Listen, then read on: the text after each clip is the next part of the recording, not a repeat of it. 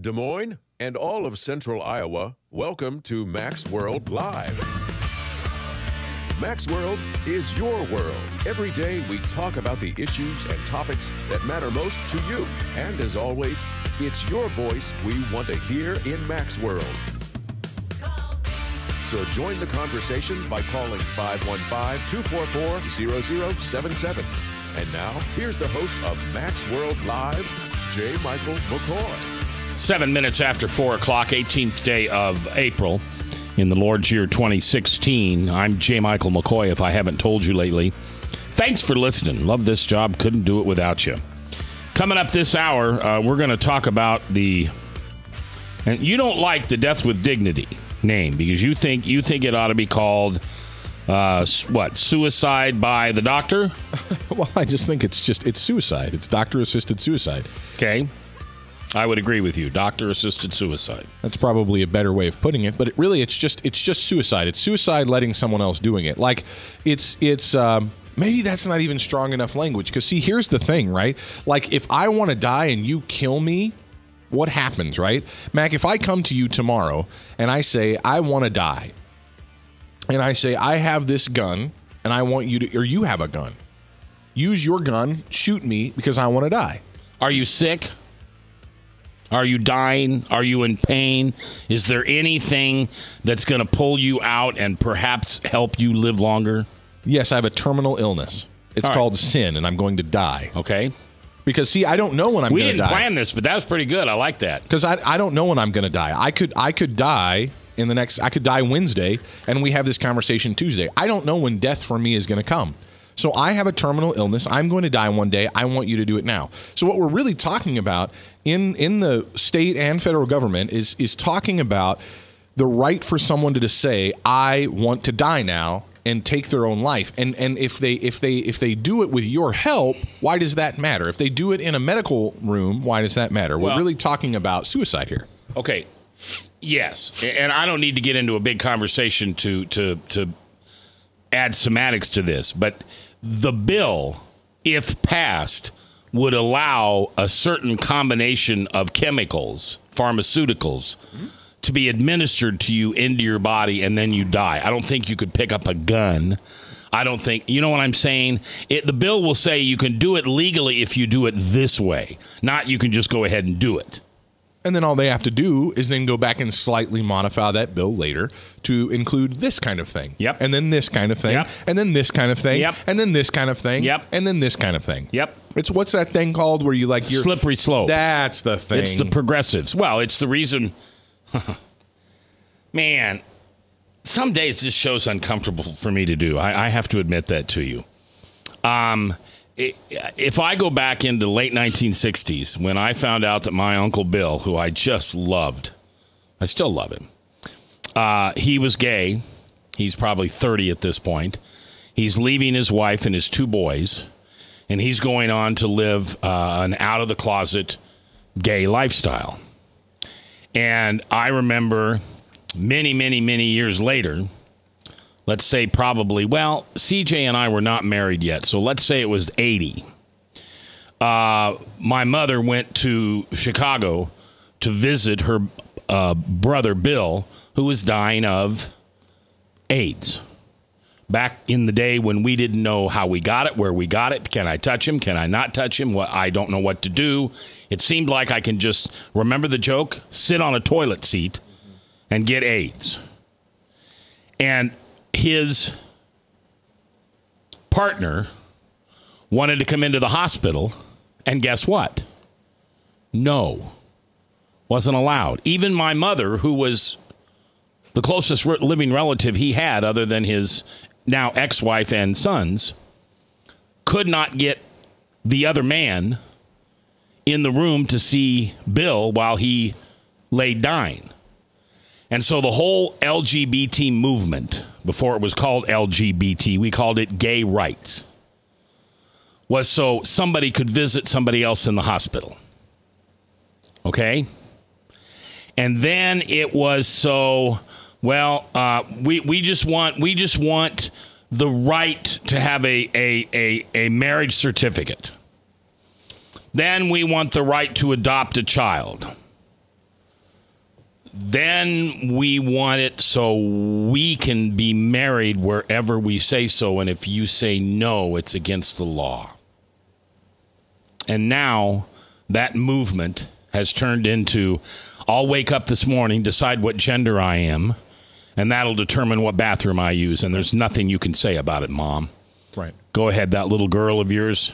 I may look like a 57-year-old pervert to you, but I'm a 57-year-old transgendered human being, and I can come in to any bathroom I want because today I feel like a woman. You know what, Mac? That's the slippery slope. That is a slippery slope. Listening to your story, it makes me all the more confident to say language matters.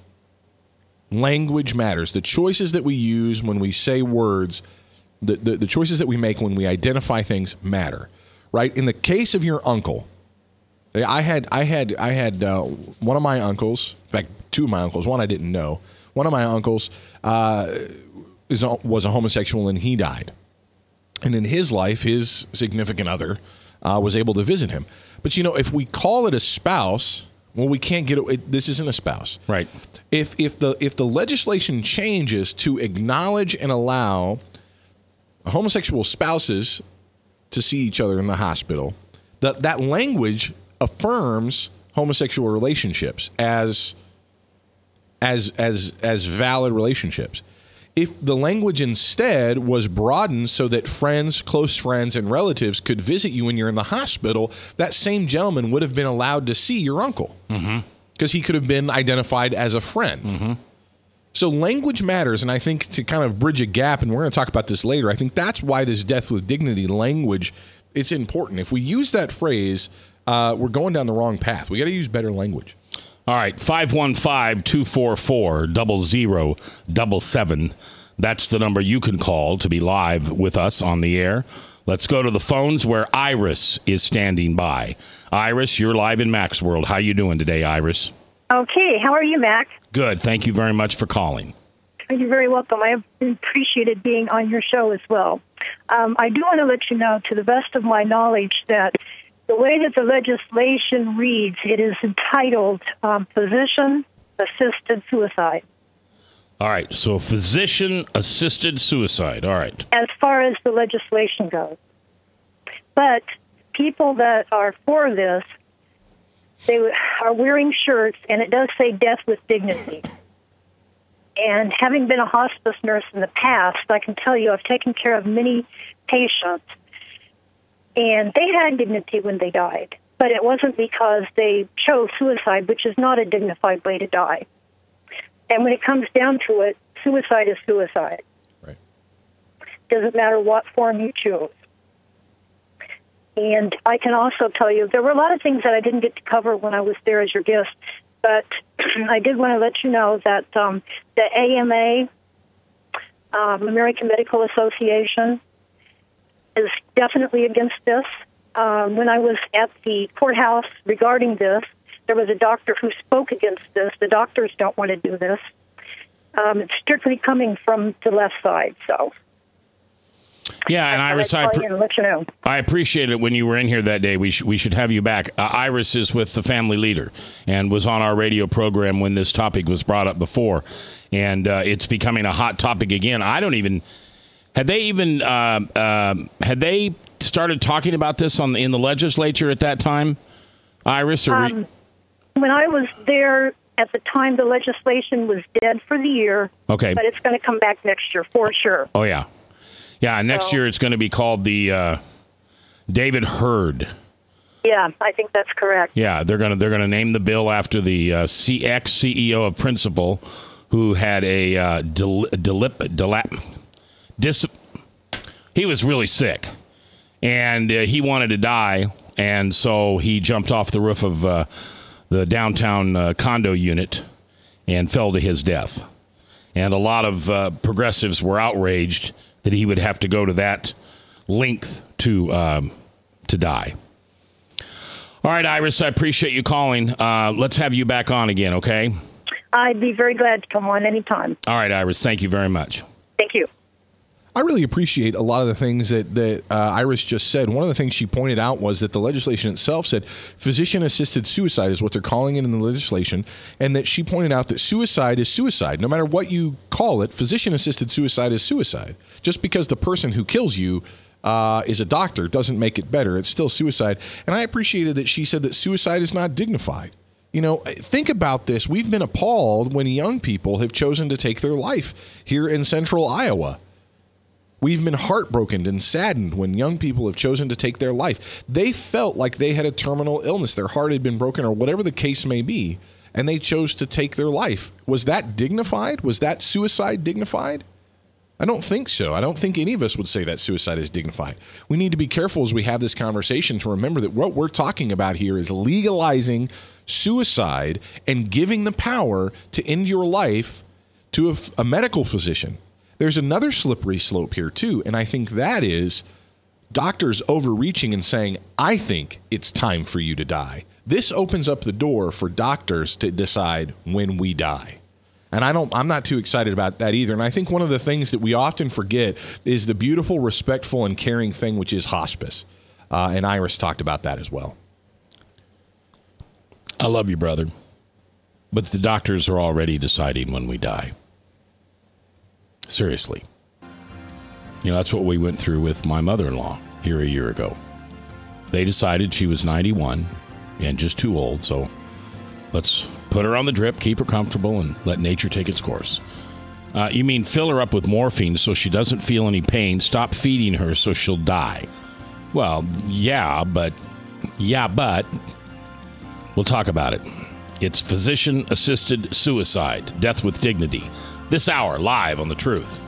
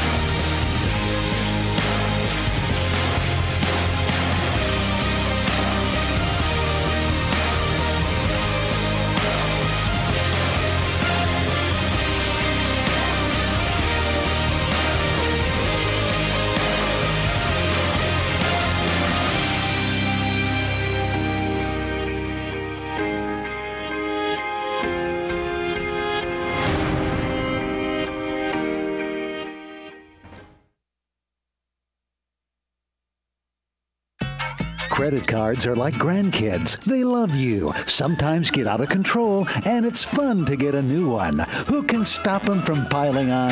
Hi, I'm Tom Coates with Consumer Credit of Des Moines. At the end of the day, you can return the grandkids, but you're stuck paying off bad credit card debt.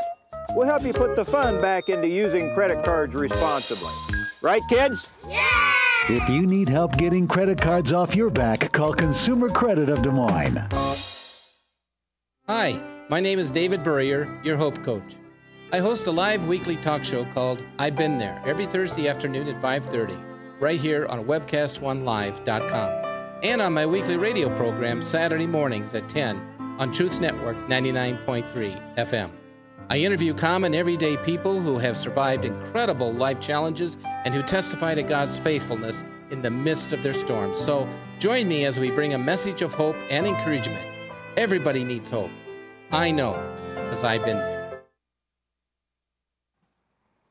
Hey everybody, I brought Northern Lights Pizza, and it's got Graziano sausage.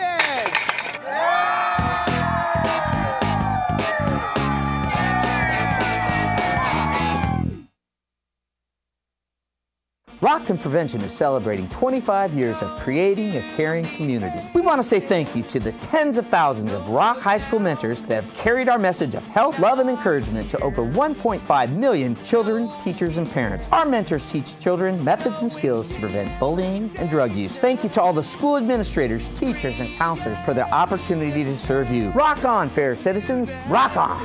This is Pat McManus for Rock and Prevention, the Richard O. Jacobson Foundation, and this station. From the RE/MAX Real Estate Concept Studios, this is Webcast One Live. They had hired. 21 minutes after the hour on the 18th day of April. We're going to get back to the physician-assisted suicide, but I don't know if you realize we're kind of in a hard place right now in America. It is this week that Waco, Texas happened in '83. Supposedly, the retaliation to that was then 2 years later on the exact same date where 168 people perished at Oklahoma City. And some people will tie that all the way back to the date in which Hitler was born in 1889, Adolf Hitler. And so police authority officials are always concerned right about now. This is kind of a tough time, 18th, 19th, 20th, right in this area. So if you see extra security around out someplace or something like that, that maybe, if you know a police officer, thank them for what's going on. Not a lot of people are probably talking about this on the radio, but you better believe at the beginning of Watch call at 3 o'clock, right before he said, be safe out there, he said, remember, we're in that week that the crazies come out. All right, what happened to Lisa? Just hung up? Lisa, feel free to call back. I'm sorry if you got sidetracked here.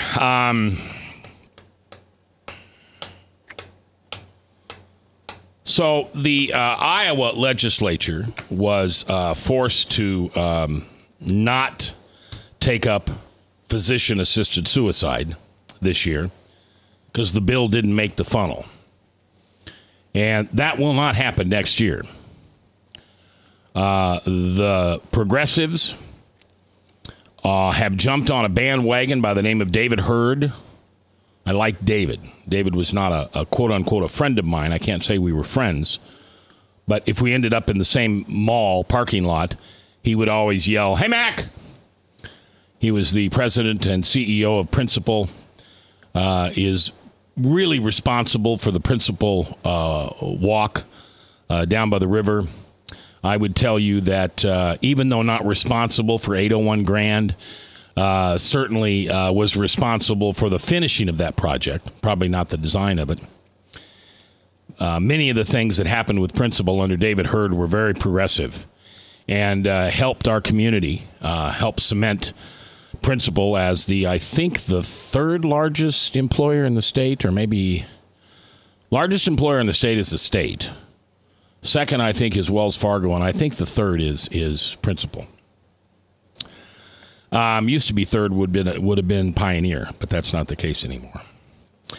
When David Hurd, who had a debilitating disease, he was going to die. He knew that. It was probably not going to be pretty.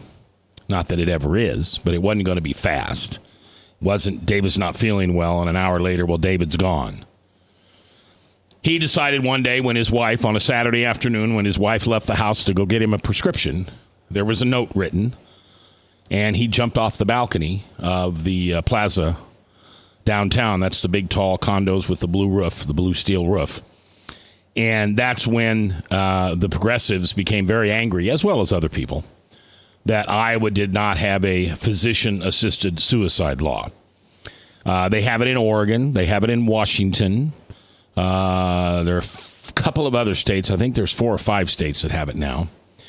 And it's where, when it's very completely well documented, there's no doubt that Mac is going to die. And he's going to die painfully. And he's going to die slowly.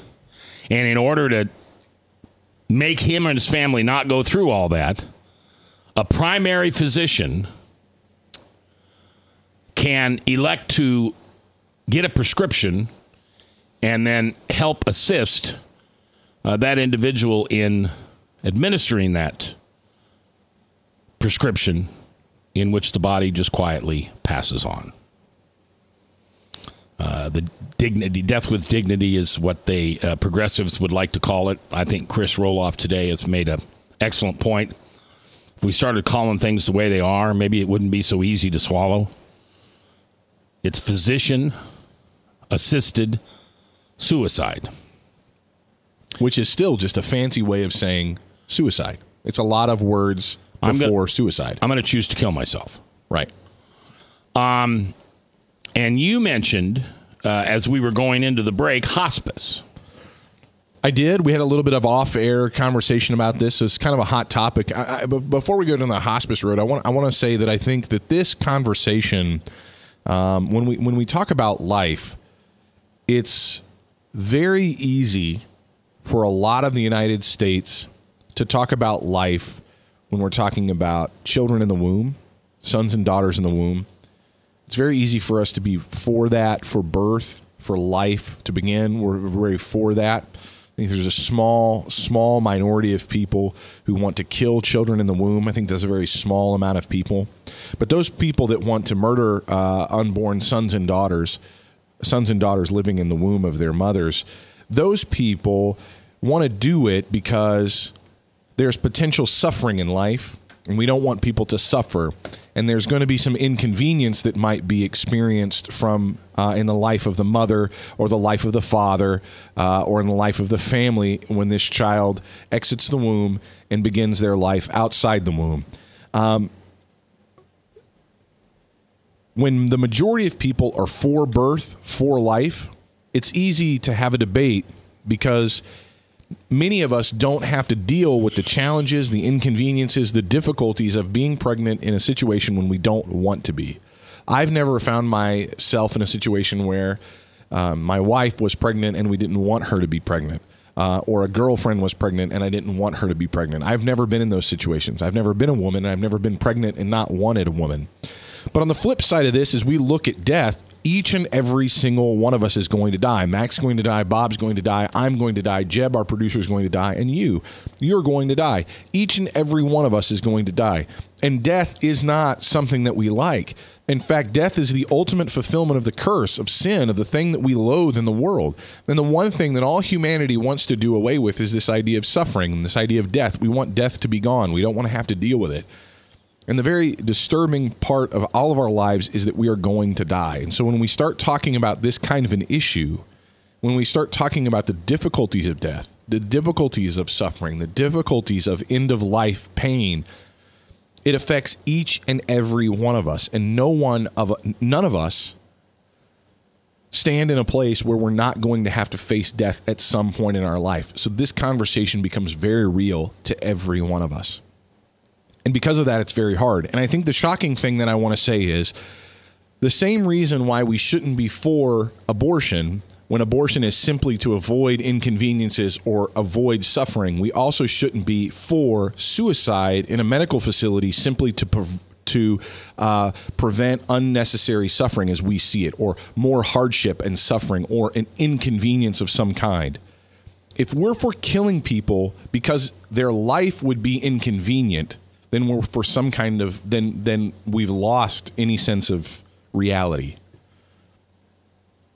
Life is difficult. Life is filled with suffering. Life is filled with hardship. And I say this not to be insensitive. I'm not saying this to be, I am not at a place where I'm facing death head on right now.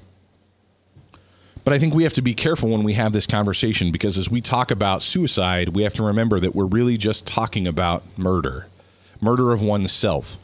And if I give the right to a doctor to kill me because I don't want to live anymore, because continuing to go on in this state would be difficult, inconvenient, and too hard for me to handle, please kill me, then we're having the same argument that a pro-abortion person is saying, because having this baby is going to be inconvenient and my life is going to become more difficult and the life of that child is going to be difficult, so we should kill it. It's the same logic on both sides.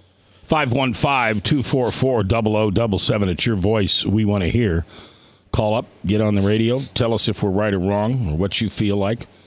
You can also text us on the Service Legends text line at 515-809-0993. Bob is monitoring that and will share it with us. Another way you can reach me is just to be a Facebook friend.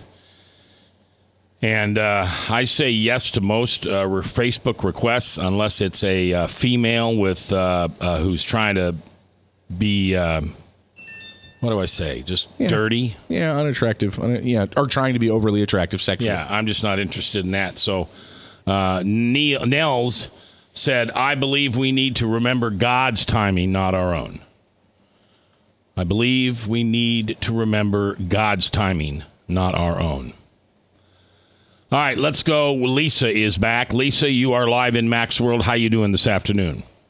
Fine, Mac. How are you? I'm good. Thank you for calling. Good. Well, I think that I just think there's so much potential to abuse this. So much potential for what?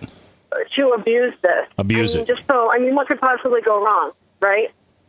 I mean, you could have a doctor that was, had different ideas about how people should, they could talk people into it, and people that are vulnerable, people that are, they could just go rogue, and that's just part of the problem. Obviously it's not scripturally sound. But I really think that we need to be careful, again, when we're talking about it, and I do believe that words matter, but when we say things like suicide isn't dignified, I think it automatically puts up a wall. When we say suicide isn't what? Dignified. Dignified, okay. I think it automatically puts up a wall. I think I'd probably point to Scripture and say why, rather than, and try to identify with the person why they feel that way. Because I'm a nurse, and I've seen a lot of people die in very painful ways, but hospice is something, if managed properly, that can really, really help at the end of life. It's not the 1800s anymore. Yeah, and different people have different opinions on hospice. I remember years ago on the radio, I said something about I thought hospice was just a place to go and die. And someone who does what you do, they're a hospice nurse. Well, you said you were a nurse, but this person was a hospice nurse. And I really offended her, and I didn't mean to do that. I still remember it to this day. I made her feel bad. She was doing her job as a nurse in taking care of someone in their last days. And I said, yeah, well, you just pump them full of drugs and watch the drip and let nature take its course. And so she educated me. That's probably why I like the listeners so much. I learned so much. Do I know nurses? Yes, I know nurses. Do I know a nurse that'll pick up the phone and call me in the afternoon and tell me what she thinks? No, Lisa does, and I appreciate that. Lisa, let me ask you this. Can I ask you a difficult question? Sure. I'm not sure where I lie on this. I'm just not sure. If I've lived a faithful life to my God and to my Lord and Savior Jesus, and I have fought the good fight, as it says, and I'm told that my family is going to face just a horrible death. I'm going to face a horrible death, and my family is just going to be excruciating. And in the end, let's say I have brain cancer, because that's a disease I know something about. Brain cancer is a horrible disease. Yes, it is. Because little by little, you basically are turned into a vegetable. Yeah. And in the end, you have most of your physical capacities, but none of your mental ones. Mm-hmm. Anyway, I want you to think about that for just a second, Lisa. I'm going to leave you on hold. We're going to take our short 3-minute break, and we're coming back. A physician-assisted suicide, yay or nay? We'll find out what Mac's World thinks next. Northern Lights Pizza's amazing garlic butter makes amazing breadsticks. Now available in 12-ounce bottles at Northern Lights, Hy-Vee, and Graziano's. Northern Lights Pizza. I'm Brian Leach, owner of Service Legends, and my position is Chief Talent Officer. I'm Nicholas Wonderscheid. I am Bernie Hobbs. And I'm the service manager, Marketing Director and Client Relations Manager. Everything that we do is about ensuring that we exceed your expectations. Our clients are important to us. 100% satisfaction. We're not just focused on heating and cooling. That's the easiest part of our job, actually, is fixing furnaces and air conditioners. Everyone that we come in touch with, we want to improve lives. Bottom line is, we've got our installation guarantees, 25% energy savings guarantee, comfort guarantee, temperature selection guarantee, property protection guarantee. 100% satisfaction guaranteed, fixed rate or it's free. All of those guarantees are backed up with a 100% money-back guarantee to hold ourselves accountable to making sure that you get what you're after. Just fixing the problem today. If they have another problem 5 days down the road, it's still fixed rate or it's free. We use what's called straightforward pricing. Our technicians are going to give you an exact to-the-penny price on what it's going to take before they move forward with any repair. That way you know what to expect. It's the same price every day. No surprises. If you get off work at 5 o'clock in the afternoon, you come home, you realize that, oh, my furnace is broken. Now you need to call somebody out that night. You shouldn't have to pay more for that. We're guaranteeing service 24/7. We run afternoons, evenings, nights, weekends. We're staffed to work that. Phone rings at 3 in the morning. You'll get one of our representatives answering the phone every time. We're not sending you out to Timbuktu in some call center. It's our Service Legend team members, our mission control team. I'll take a call anytime. And then they answer the phones the same way during the day as they do at night. It's a great day at your service company. How can we make you smile? That's the only way to provide true 24-hour service. When you're able to let somebody actually live in their home safely when they weren't able to do that before, where they don't have to stay up at night and worry about, is the heat going to come back on? Are we going to freeze the pipes? Is the baby in the room next door going to be sick because they got too cold? When you're able to help somebody overcome challenges like that, that's impacting a life. That makes a difference. I get goosebumps thinking about it. I love the team. I love the people that I work with. We have fun, but we work hard. I call them my ambassadors of legendary service. If you could just envision what that is, that's who we're sending to your home. They literally will call in, pick up the phone and call and say, hey, I want to talk to your manager. And I get on the phone, they're like, that technician that was at my house was the greatest technician ever. That's cool to me. We want to brighten people's days. Every person that we have going into the house has gone through an extensive background check. Drug testing, we have a very thorough interview process that 1 out of 140 people make it through. If we promise you something, that's what you're going to get, no matter what. We're here when you need us to protect the safety and comfort of your family. If you're not happy, we're going to make it right. If we're willing to put 100% money-back guarantee on what we do, what type of work do you think we do? Give us a call. We're there for you 24/7, 365 days a year. Enough said. 4:38, 22 minutes before the top of the hour. We're going to get right to our phone calls. We have 3 calls holding. And at the same time, we want to put out a prayer request. Here we are in the midst of talking about physician-assisted suicide or death with dignity or whatever you want to call it. And one of our favorite people in the world, Daisha, her grandmother, Helen Dixon, is coming to the end of her life. And just wanted to send out a prayer request.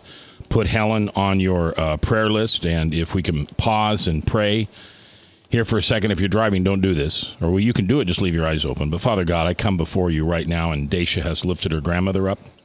And we just ask that you surround Helen with your arms and your loving support. And in these final days and hours of her life on this earth, Lord, get ready to welcome her into the gates of heaven as she has so longly wanted to be with you. We pray for the family, and we say this in Jesus' name. Amen. All right, let's go back to the phone where Lisa and I were having a conversation, and I had just kind of admitted to Lisa I'm probably not a very good Christian today for a lot of people.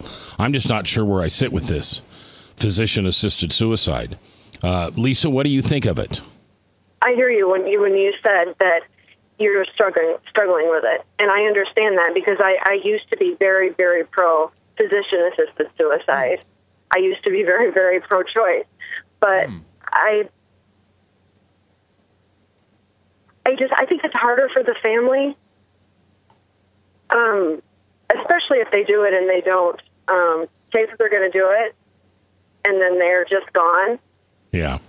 But I agree with you. I mean, I'm scared to death. I pray for that the Lord has a plan that I die in my sleep or something like that, and I know that I would need all of God's strength if I did, because I don't like pain all that much.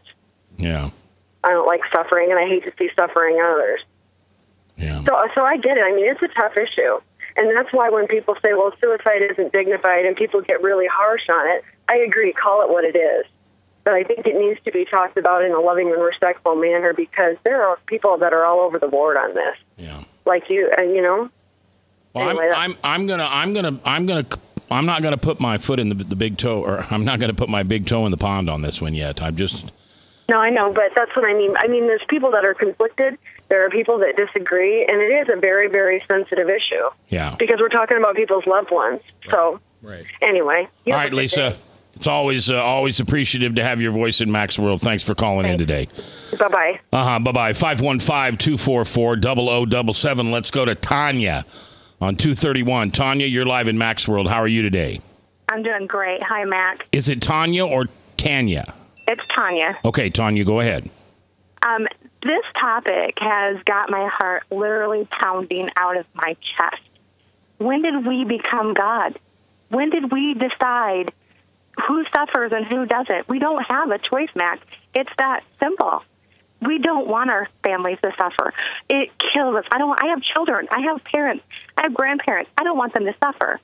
And there is medicine to help them be comfortable. Like you had said, you know, you had that old point of, you know, the doctors decide when you die. Theoretically, yes, they do. Yeah.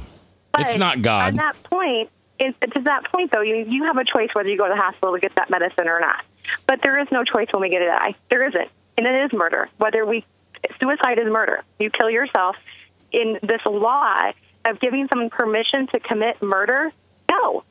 It's cut and dry to me. It is my faith. God decides when we die. Did Jesus Christ get that choice?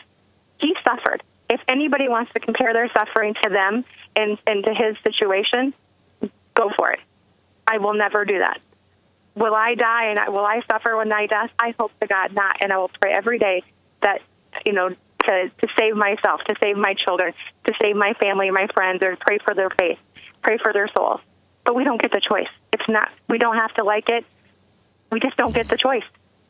You know, Tanya, when you said Jesus suffered and he didn't get a chance.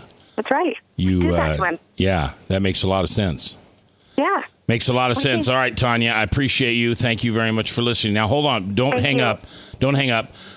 Nell said, Tanya's question goes back to Eden when the serpent said, you will be like God. And therefore, we're playing God when we take our own life. Mm-hmm. But if you don't believe in God... Right. I mean, here we go back to the same thing. Well, why can't I be homosexual? Because it's a sin. Well, I don't believe in sin. Right. How do you get past that with somebody? Right. When we've turned into purely material beings who are just clumps of cells, if we're just mass, if we're just matter, then what does it matter? Then that was weird to say. Yeah, but it makes sense. But who cares, right? But we're more than that. We're uniquely and wonderfully made. Tanya, I appreciate the phone call. Thank you very much. 515-244-0077. Let's go to Kathy on 321. Kathy, you're live in Mac's World. How are you today? I'm doing great. So talk to me. Physician-assisted suicide. Yay or nay? Well, here's the deal. I would learn from my brother. My brother, Tommy, lived a homosexual lifestyle, even though he was a Reagan Republican, but that's for another program. He said he died of AIDS in 1993, and as he approached the time when it was clear he was going to die, I wanted him to have morphine or something so he wouldn't hurt, so he wouldn't have any pain.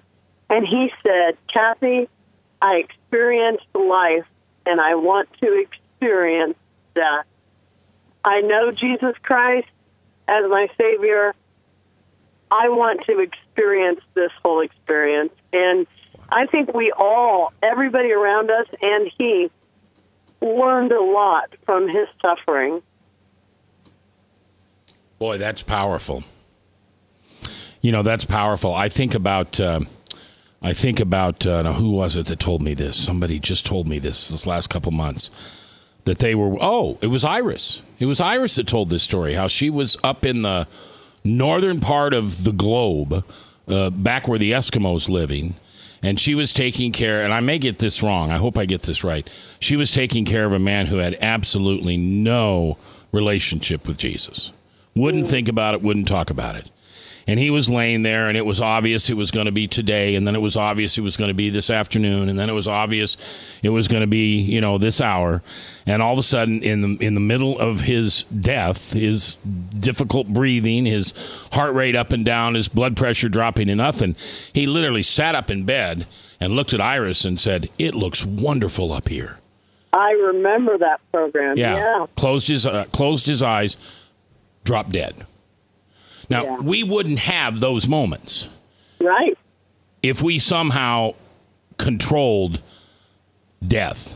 But I guess I'm just a big chicken, Kathy, because I'd like this on the menu at the end of life. Plus, I don't trust doctors. That's the other thing. Or no, it's not doctors I don't trust. It's the insurance field. Well, that's for sure. Yeah, they are not going to take care of me when you're past that 85, 90 mark. I'm expensive. They're spending too much money on me. I have no output. I'm not creating revenue. I'm not paying taxes. I'm just a big lump of cells, and they'd like to get rid of me. And that would make you absolutely against this bill. Yeah, it would, wouldn't it? Yeah, because otherwise, the death panel, that's all I got to say. All right, Kathy, I appreciate you calling. You're always welcome in Mac's World. Thanks, Mac. 515-244-0077. Real quickly before we get to break, let's get to Warren. Warren, you're live in Mac's World. How you doing today? Doing pretty good. I'd like to express an opinion that any kind of suicide, doctor-assisted or otherwise, eliminates any possibility of divine healing. Yeah. Yep.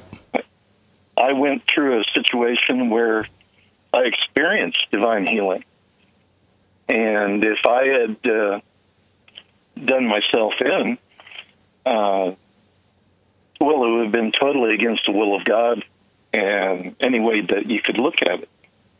Yeah, because God wants to perform miraculous healings. Look at Jesus' travels back in the first century. It was many of those miraculous healings that let people know that Jesus was something special and that he was, in fact, divine. Warren, thanks for your call. I appreciate it. Take our last break. We'll come back. Death with dignity, physician-assisted suicide. Yay or nay? From the RE/MAX Real Estate Concept Studios, this is Webcast One Live. Credit cards are like grandkids. They love you, sometimes get out of control, and it's fun to get a new one. Who can stop them from piling on? Hi, I'm Tom Coates with Consumer Credit of Des Moines. At the end of the day, you can return the grandkids, but you're stuck paying off bad credit card debt. We'll help you put the fun back into using credit cards responsibly. Right, kids? Yeah! If you need help getting credit cards off your back, call Consumer Credit of Des Moines. Rockton Prevention is celebrating 25 years of creating a caring community. We want to say thank you to the tens of thousands of Rock High School mentors that have carried our message of health, love, and encouragement to over 1.5 million children, teachers, and parents. Our mentors teach children methods and skills to prevent bullying and drug use. Thank you to all the school administrators, teachers, and counselors for the opportunity to serve you. Rock on, fair citizens. Rock on. This is Pat McManus for Rockton Prevention, the Richard O. Jacobson Foundation, and this station. Northern Lights Pizza, your home of the tasty crust. Our garlic butter sauce now available in 12-ounce bottles at Northern Lights, Hy-Vee, and Graziano's. Northern Lights Pizza. Hi, my name is David Burrier, your Hope Coach. I host a live weekly talk show called I've Been There every Thursday afternoon at 5:30, right here on webcast1live.com, and on my weekly radio program Saturday mornings at 10 on Truth Network 99.3 FM. I interview common everyday people who have survived incredible life challenges and who testify to God's faithfulness in the midst of their storms. So join me as we bring a message of hope and encouragement. Everybody needs hope. I know, because I've been there. From the RE/MAX Real Estate Concept Studios, this is Webcast One Live.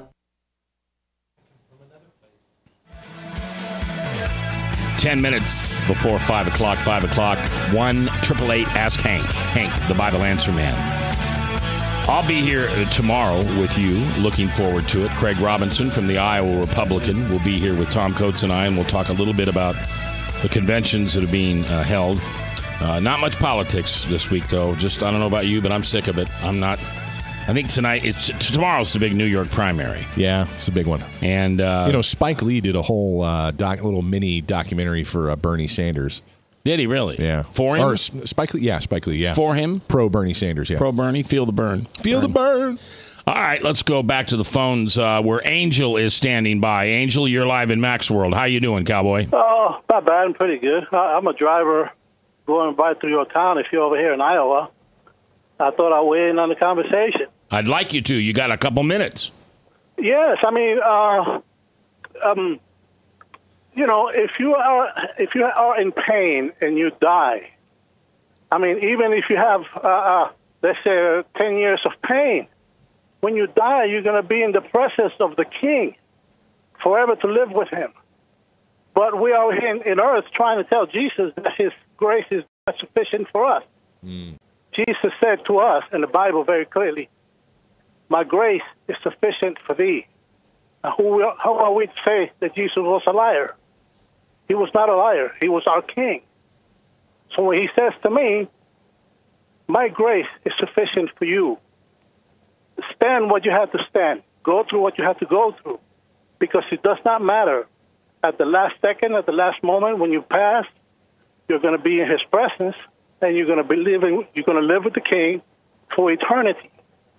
So let's take his word for real and believe when he says, my grace is sufficient for thee. What do you think about that? I do. Can I ask you a question? Yes, you may. Unlike abortion, I think this is something that someone could say, well, it's not for me, but who am I to say it's not for Chris? Now, that can't be applied to abortion because you still have a baby that's going to be killed. You still have someone without a voice, and somebody has to have their voice. Here, the person who chooses physician-assisted suicide has a voice and makes the final decision. Angel, do you think this should be legal, but it's just not for you? Or do you think people shouldn't have the choice? No, you should not have a choice, because by you having a choice, you're saying that God was wrong when he wrote the Bible. He's wrong. Because if his grace is sufficient, I mean, who are we to say no? It's like abortion. Abortion is the worst thing that ever could be. I mean, we have these politicians telling us that there is genocide being caused on the other side of the world.